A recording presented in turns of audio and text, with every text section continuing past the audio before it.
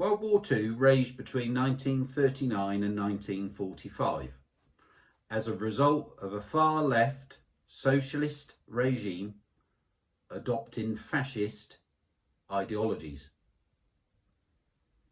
What followed was the redrawing of borders, the formation of NATO, and the formation of the Warsaw Pact. This period was known as the Cold War. This came to an end starting with the fall of the Berlin Wall on the 9th of November 1989. Could we now be facing war again with Russia as the enemy?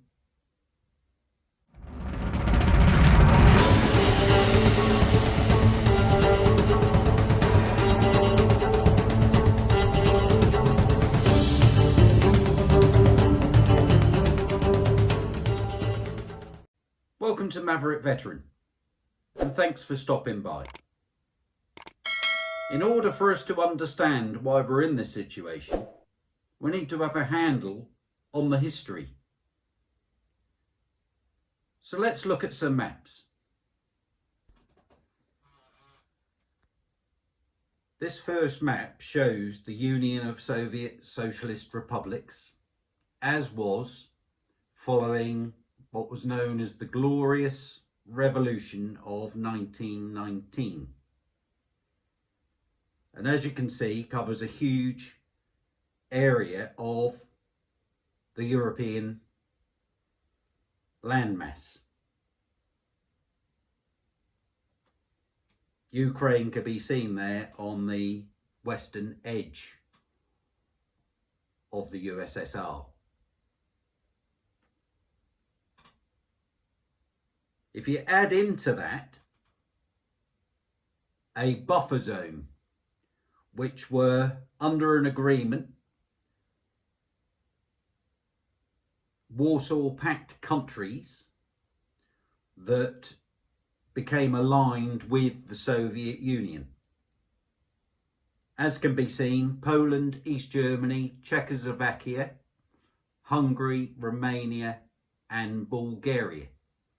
When I did my military history course many moons ago, you always remembered the enemy by a mnemonic, which was Uncle Peter's elephant came home riding a bike. So basically the first letter of every nation within the Warsaw Pact.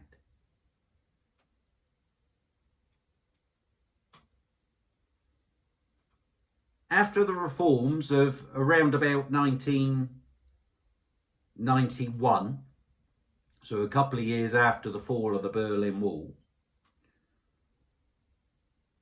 Russia relinquished some of those republics so that they could once again become independent.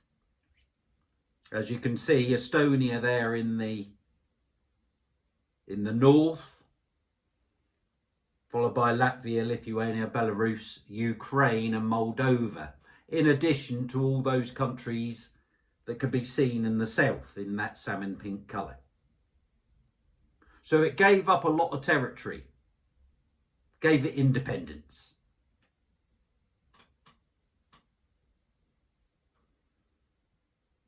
The EU. The EU is known for being quite expansionist, and it tries to gather up as many countries as it possibly can into its empire. Now you can see there that Estonia, Latvia, Lithuania, Poland,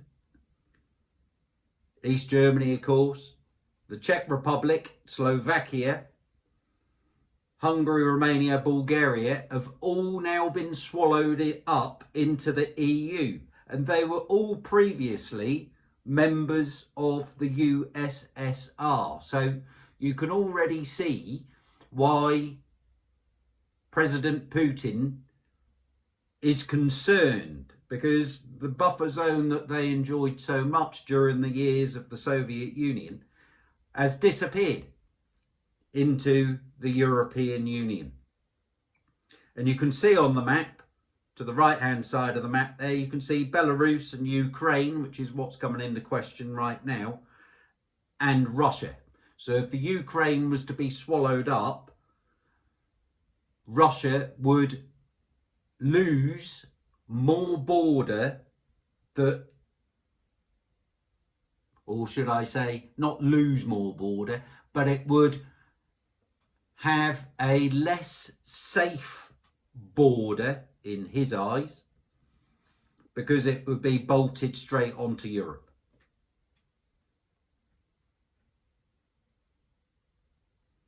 If we look at this is a comparison. 1990 and 2015, which were the sort of the latest movements, if you like, of boundaries and economic territories. And you can see there that a vast swathe of it has turned blue as it moves into NATO,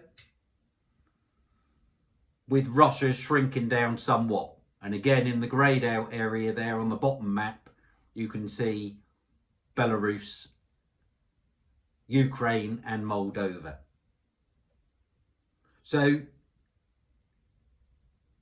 you could say that Vladimir Putin's got a very, very good point, because he sees this as Western expansionism. But at the same time, Ukraine wants to join NATO.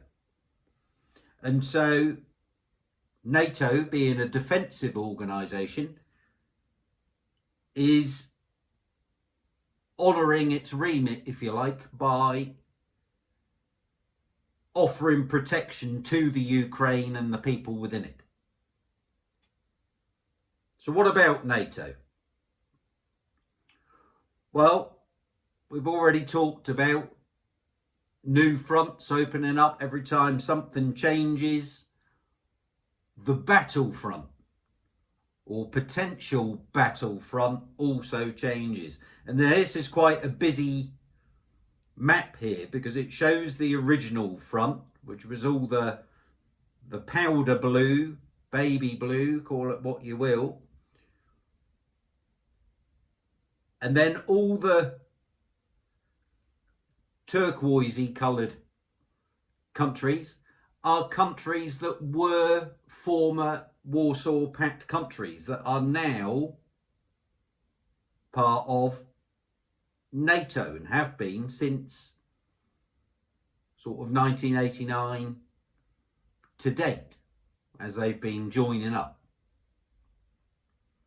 We can see that Belarus, Ukraine, Eastern Ukraine, which is largely Russian, and Moldova, is the only part of the buffer zone left between Russia and Europe. So it's an interesting slide. It's up to date. The troop figures may be slightly out, but it's worthy of note, if you look in the bottom right hand corner, that I actually got this from Der Spiegel website, which is a German national newspaper. Now, it's worthy of note that Russian number of troops is 830,000. Doesn't sound a lot when you compare it to NATO troops of 3.2 million. Same with tanks and warplanes. So if it went to war, it looks as though NATO would win hands down. But we're forgetting one thing. Those figures shown for NATO is NATO as a whole. So that's 30 countries are within NATO. The figures shown for Russia is just for Russia. And so you can add on to that their allies, which is China and the Chinese Communist Party, Venezuela, Iran, just to name a few. So those figures would change quite dramatically. And if we end up in a wartime situation against the Russians, this is going to be a very long, drawn-out campaign with a hell of a lot of blood spill on all sides. So by understanding some of the history, we can see both sides of the argument. But will we go to war?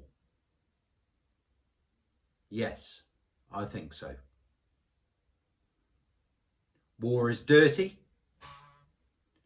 it's futile, and causes pain for everyone, military and civilian alike. Those of us that have seen war up close don't glorify it, but we remember it every day. We need a diplomatic answer, and it appears that the Brits are taking point, whilst the remainder of NATO sits back and does nothing. World leadership in the West is weak, woke, and left-leaning, and it needs to wake the fuck up. It's those same leaders with their itchy fingers on the nuclear triggers, and we should all be concerned. Please comment below. Look after those you love. Be safe. This call sign is out.